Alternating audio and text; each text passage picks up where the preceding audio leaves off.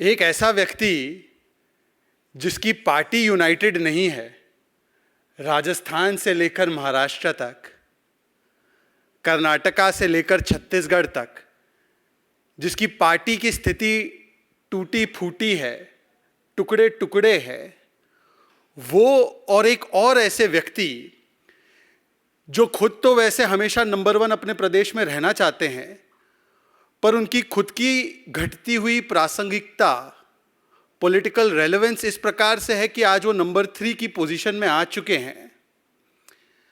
ये दोनों व्यक्ति मिलकर राष्ट्रीय स्तर पर एकता की और अपने लिए प्रासंगिकता की बात कर रहे थे। ये बड़ी विचित्र स्थिति थी। पार्टी टूट रही है, टूटी फूटी हो रही है, टुकड़े टुकड़े हो रहे हैं। गहलोत बनाम पायलट हो रहा है, कहीं बाघेल बनाम देव सिंह हो रहा है, कहीं थोरात बनाम पटोले हो रहा है, पर बात यूनिटी की हो रही है। और ऐसी स्थिति में जो ये दिन में तस्वीर दिखाई दे रही थी, शाम में तो और भी अनोखी स्थिति दिखाई दी। शाम आते आते भारतीय राजनीति का, जिसे मैं कहता हूं एकमात्र व्यक्ति जिसको नटवरलाल या भारतीय राजनीति का पिनोकियो कहा जा सकता है, the Pinocchio of Indian politics, या नटवरलाल भारतीय राजनीति का, वो भी इस विचित्र स्थिति में अपने आप को शामिल कर देता है। और यदि मैं कहूं कि भारतीय राजनीति में सियासी धर्मांतरण का, पॉलिटिकल कन्वर्जन का, यदि कोई जीता जागता कोई एक सबसे प्रमुख उदाहरण है, तो वो भारतीय राजनीति का ये पिनोकियो अर्थात नटवरलाल अर्थात श्री अरविंद केजरीवाल है। कितनी विचित्र स्थिति है कि जिन लोगों की शुरुआत अन्ना हजारे के अनुयायी बनकर हुई इंडिया अगेंस्ट करप्शन के नाम पर, इंडिया अगेंस्ट करप्शन के नाम पर इन्होंने शुरुआत की अपनी पारी। अन्ना हजारे इनके गुरु होते थे उस समय पर। आज अन्ना हजारे को इस प्रकार से डंप कर दिया है और इंडिया अगेंस्ट करप्शन आज बन चुका है JFC, from IAC to JFC, India against corruption to now justification for corruption. और जो शुरू किए थे अन्ना हजारे के शागिर्दगी में, अन्ना हजारे को अपना गुरु मानते हुए जिन्होंने शुरुआत की थी अपनी राजनीतिक सामाजिक यात्रा की, आज वो बन चुके हैं लालू, तेजस्वी और राहुल के अनुयायी, फॉलोअर्स। ये पॉलिटिकल कन्वर्जन का इतना बड़ा उदाहरण और कहीं पर देखने नहीं मिलेगा। और इसीलिए मैं कहता हूं कि जो पर्सनैलिटी कंसर्न्ड है, जिन्होंने ये सियासी यूटर्न किया है, और ऐसा यूटर्न किया है कि आसपास जो खड़े वैसे तो यूटर्न के विशेषज्ञ हैं ही कुछ लोग, उनको भी शर्मिंदा कर दे, ऐसा यूटर्न किया। भारतीय राजनीति के पॉलिटिकल पिनोकियो के इस यूटर्न की कहानी बताना जरूरी है। क्योंकि क्या है कि जो लोग बच्चों की कसमें खाते हैं, उनकी याददाश्त थोड़ी सी कमजोर होती है, तो उनकी याददाश्त थोड़ा तरोताजा करने के लिए यह अवसर मिला है। क्या कहते थे पॉलिटिकल नटवरलाल अर्थात पॉलिटिकल पिनोकियो अरविंद केजरीवाल, लालू प्रसाद यादव और उनके परिवार के बारे में उनकी कुछ झलकियां लेकर आया हूं मैं। I quote, 23rd of November 2015, Shri Arvind Kejriwal says, हम मतलब आप लालू प्रसाद यादव के रिकॉर्ड ऑफ करप्शन के खिलाफ है। फिर आगे भी बोलते हैं, we are against the dynasty politics, his both sons are ministers. Arvind ji, इस स्थिति में क्या बदलाव हुआ है? 2015 से लेकर 2023 में लालू जी की और उनके परिवार की स्थिति में क्या बदलाव हुआ है? बदला कौन है? यू टर्न किसने लिया है? ये आपके सामने है। फिर पॉलिटिकल नटवरलाल अर्थात political Pinocchio of India, Kejriwal ji tweet करते हैं 2013 में, लालू ने करोड़ों कमाए हैं फॉर्डर स्कैम में भ्रष्टाचार के माध्यम से। ये ट्वीट है, उनके ट्वीट सारे मैं लेकर आया हूं, आप लोगों को भी मिल ही जाएगा। वैसे आए दिन सोशल मीडिया पे लोग ट्वीट करते ही हैं, उनका रीट्वीट करते हैं और याद दिलाते हैं कि केजरीवाल जी ये भी बोला करते थे, we are against the corruption of Lalu family. Lalu family has made crore in fodder scam. ये ट्वीट है उनका, 2011 का भी ट्वीट है अरविंद केजरीवाल जी का, बड़ा दिलचस्प ट्वीट है। Is this parliament supreme? Are we to treat Lalu, Mulayam, Sibal, Chiddu, ये मेरे शब्द नहीं उनके ही है, चिड्डू मतलब Chidambaram, Raja as supreme? Will they allow a strong anti corruption law? भाई इनकी शुरुआत तो इसी प्रकार से हुई थी ना कि हम एंटी करप्शन के नाम पर आए हैं, हम भ्रष्टाचार के खिलाफ लड़ने वाले हैं। उस समय पर इन्होंने ट्वीट किया था, ये 2011 का ट्वीट, 2013 का ट्वीट, 2015 का वक्तव्य, जिसमें कि बिना कोई इफ एंड बट, बिना कोई डाउट, और उस समय तो कन्विक्शंस भी नहीं हुई थी लालू जी की। 2011 में लालू जी की मुझे जहां तक याद है कन्विक्शन भी नहीं हुई थी, उसी समय पर इन्होंने करप्ट घोषित कर दिया था।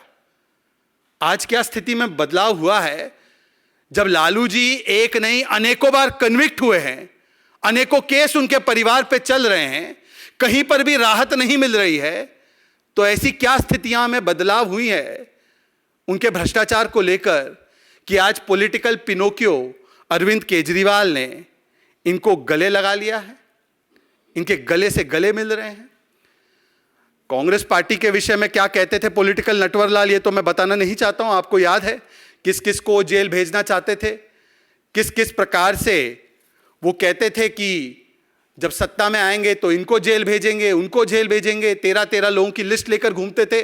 और उस समय पर उनका स्टैंड होता था ना कोई इन्वेस्टिगेशन, ना कोई जांच, पहले इस्तीफा हो, यह उनका स्टैंड होता था।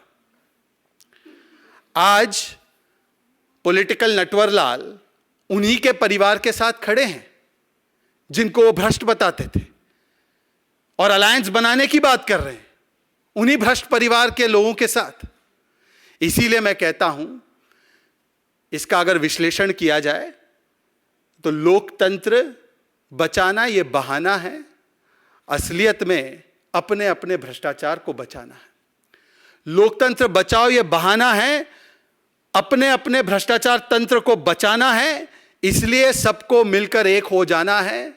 कल तक जिसको गाली दे रहे थे, जिसको कह रहे थे भ्रष्टाचार का आइकॉन है, आज वो सुहाना सुहाना है। देखिए, और भी विश्लेषण करें तो इसमें आपको समझ में आएगा कि क्या है ये अलायंस, ये यूनिटी क्या है। इसमें ना कोई विजन है, ना इसमें कोई मिशन है, ना ये कोई एक मुद्दे पर कॉमन है। इसमें केवल अगर कॉमनैलिटी या यूनिटी है तो वो यूनिटी इन करप्शन है, यूनिटी इन कमीशन है, unity in politics of division है और यूनिटी इन तुष्टीकरण है। हां, और unity in ambition for position है। ये केवल unity in corruption, commission, division and ambition for position है, जिसके चलते ये सारे भ्रष्टाचारी एक साथ हो रहे हैं। और अरविंद केजरीवाल ने पॉलिटिकल यूटर्न की सबसे बड़े उदाहरण को दिखाते हुए लालू प्रसाद यादव और उनके परिवार को भी गले लगा लिया है। और आज इसीलिए इस विचित्र स्थिति से कुछ सवाल निर्माण होते हैं जो सीधे सीधे तौर पर और स्पष्ट तरीके से मैं अरविंद केजरीवाल जी तरफ डालना चाहता हूं और उनसे पूछना चाहता हूं। सवाल नंबर 1, अरविंद केजरीवाल जी, यदि 2014 से पहले लालू प्रसाद यादव जी की कन्विक्शन से पहले 2013 में उनकी कन्विक्शन हुई थी पहली बार, यदि उनका पूरा परिवार भ्रष्ट था, यदि उनका पूरा परिवार परिवारवादी मानसिकता से लिप्त था, तो आज ऐसी कौन सी स्थितियां बदली है जब वो 4-4 बार 5-5 बार कन्विक्ट हो चुके हैं कि आज आपने यू टर्न करके उनको गले लगा लिया है? उनको कौन सी करप्शन से राहत मिली है? उल्टा आज जिनके साथ आप खड़े थे, उनके पुत्र के साथ, उनका तो नाम ईडी और सीबीआई ने लैंड फॉर जॉब स्कैम में लिया है। और ये लैंड फॉर जॉब स्कैम क्या है? ये 600 करोड़ का घोटाला है। और इस घोटाले का मूल मंत्र क्या था?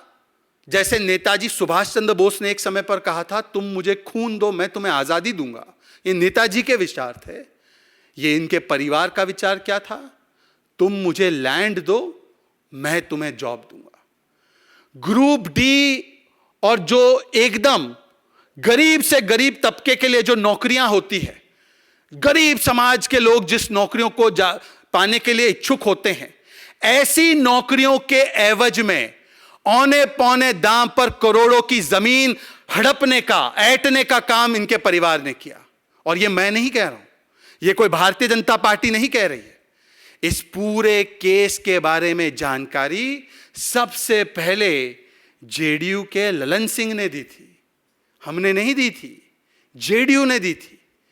पूरी कार्रवाई इसमें जब शुरू हुई, यूपीए 1 के बाद यूपीए 2, तो उस समय जो रेल मंत्री थी उन्होंने बयान देकर इस पर कार्रवाइयां शुरू करवाने का काम किया। यह अलग बात है कि कांग्रेस के जमाने में एजेंसियों के द्वारा किस प्रकार से केस पैरेट की तरह काम किया जाता था, जब चाहिए तो केस खुले, जब चाहिए तो केस बंद। तो इसमें वो केस कभी आगे गया नहीं होगा, राजनीतिक मंशा क्या रही होगी वो एक अलग विषय है। पर इस पूरे केस की जानकारी जेडीयू ने दी थी। और केस क्या था? गरीबों से 1/4 दाम पर उनकी जमीनें लो और जमीनें परिवार को ट्रांसफर हो तो तब आपको नौकरी मिले ग्रुप डी की।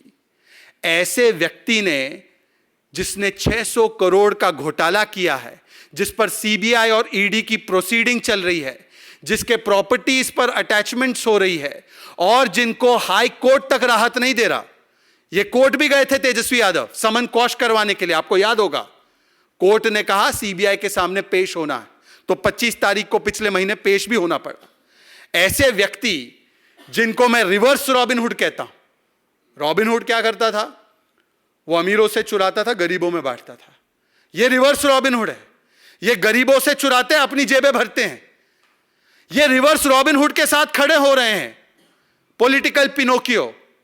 बताइए। और ये अपने आप को कट्टर ईमानदारी का डिग्री देते हैं, हम कट्टर ईमानदार है जी। यह सियासी धर्मांतरण, पॉलिटिकल कन्वर्जन का ऐसा उदाहरण भारतीय राजनीति में आज तक हमने नहीं देखा होगा 75 वर्षों में।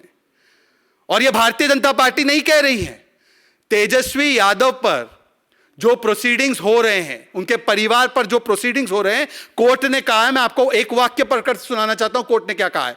चार्जशीट पर कॉग्निजेंस लेते हुए लैंड फॉर जॉब स्कैम में कोर्ट कहती है, a perusal of the charge sheet and the documents and material on record prima facie shows commission of offences under section 120B, 420, 467, 468, 471 of IPC and sections 8, 9, 11, 12, 13 of Prevention of Corruption Act.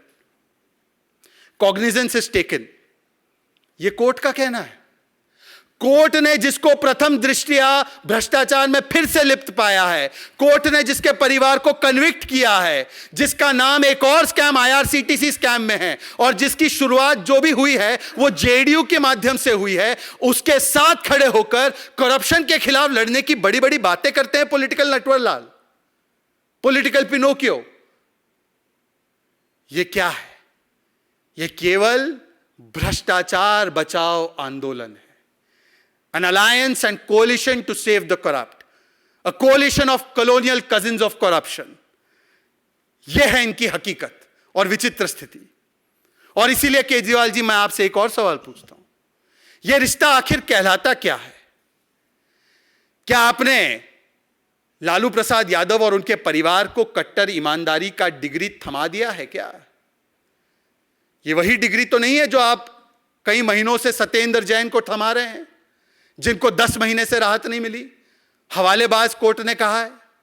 यह वही degree तो नहीं है जो आप मनीष सिसोदिया को ठहराते हैं और बोलते हैं बेचारा मनीष तो बहुत ही ईमानदार है, उसको पद्म मिलना चाहिए। हाईएस्ट कोर्ट तक उनको राहत नहीं मिली है। और पिछली बार जब मैं इसी मंच से आपके सामने रूबरू हुआ था, तब मैंने आपको बताया था कि कोर्ट ने मनीष सिसोदिया, शराब मंत्री अक्यूज नंबर 1 के बारे में कहा है कि वो आर्किटेक्ट है शराब घोटाले के।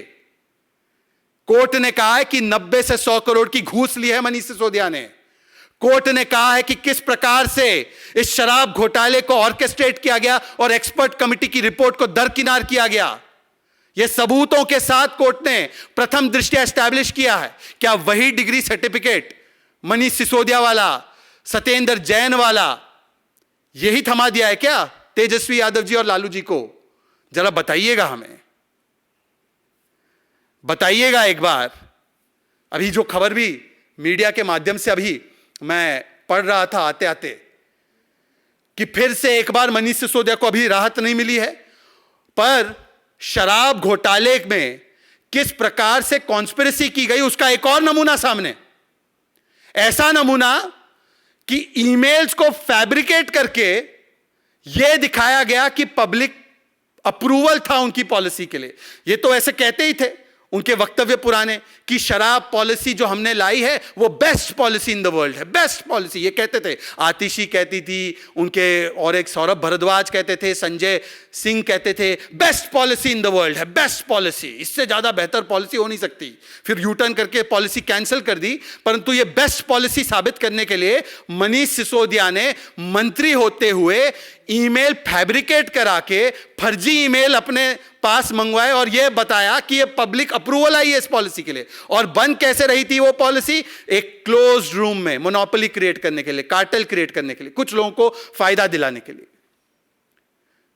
तो ये आज इस बीबीसी भ्रष्टाचार बचाओ कोलिशन के बारे में यह सवाल हमने आपसे पूछा है, केजरीवाल जी बताइए कि क्या झूठ बोलना और पलटना ये आपकी फितरत बन चुकी है राजनीतिक रूप से?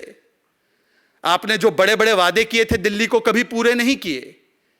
आपने तो गली गली मोहल्ले मोहल्ले शराब के ठेके खोल दिए। हवालेबाज मंत्री और शराब में लिप्त मंत्रियों को बचाने का काम करते हैं। और आज जिस लालू प्रसाद यादव को आप करप्शन का आइकॉन मानते थे, आज उन्हीं के गले लग गए। ये ऐसी कौन सी राजनीतिक विवशता है, राजनीतिक मजबूरी है? नीतीश जी की तो राजनीतिक मजबूरी हम समझते ही हैं, नीतीश जी की तो हम समझते ही हैं। उन्होंने तो जेडीयू के माध्यम से केस शुरू किया लैंड फॉर जॉब का। एक समय था कि जेडीयू का अधिकृत बयान था कि Lalu is the icon of corruption. उनकी विवशता और उनकी लाचारी, उनकी मजबूरी बिहार में क्या है हम समझते हैं। पर अरविंद केजरीवाल, जिनका जन्म हुआ करप्शन के खिलाफ लड़ने, जिनकी अनुयायी जो थी एक समय पर वो बनते थे अनुयायी अरविंद के, अन्ना हजारे के, आज ऐसी कौन सी राजनीतिक विवशता है कि वो लालू प्रसाद यादव, राहुल गांधी और तेजस्वी यादव के साथ अलायंस बना रहे हैं? इसका जवाब हमें मिलना चाहिए। अंत में मैं केवल इसको समअप करूं तो कह सकते हैं जो आजकल ये नजारा दिख रहा है, चल पड़ी है करप्शन की रेस, चल पड़ी है करप्शन की रेस। सबको बनना है इस भ्रष्टाचार के ठगबंधन का फेस। चाहते हैं सब बंद करवाना अपना अपना केस, परंतु सुप्रीम कोर्ट ने इनके अरमानों पर लगा दी है ठेस। और इसीलिए मिल गए हैं सारे भ्रष्टाचारी अपने अपने बचाने अपने कुनबे और अपनी स्पेस। ये इस प्रकार का विश्लेषण निकल कर आया है। आज पॉलिटिकल पिनोकियो को इसका जवाब देना चाहिए कि क्या 2011, 12, 13, 14, 15 में जो उनका विश्लेषण था लालू प्रसाद के परिवार पर, उनके भ्रष्टाचार पर, वो उस पर यू टर्न करते हुए आज भ्रष्टाचार को गले मिल रहे हैं, मिला रहे हैं, लग रहे हैं, क्योंकि वो खुद भ्रष्टाचार की सबसे बड़ी बड़ी डिग्रियां लेकर बैठे हैं।